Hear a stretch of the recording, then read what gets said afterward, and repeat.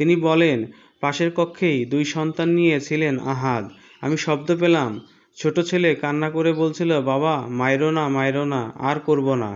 জাবেদ আলী আরও জানান, তিনি তখনও বুঝতে পারেননি আহাদ তার ছেলেদের হত্যা করছে। তিনি অসুস্থ থাকায় বিছানা থেকে উঠে যেতে 3 মিনিটের মতো সময় লেগেছে।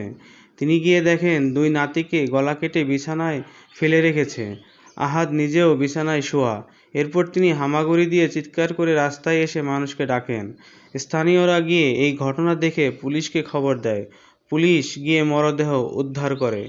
2 সন্তানের মা রোজিনা আক্তার গণমাধ্যমে বলেন, আজ ভোরে তার স্বামী কাজ থেকে বাসায় ফেরেন।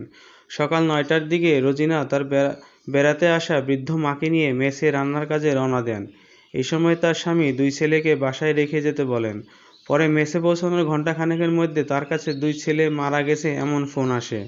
তিনি বলেন, আহাদ অনেক টাকা ঋণগ্রস্ত ছিল। সে প্রায়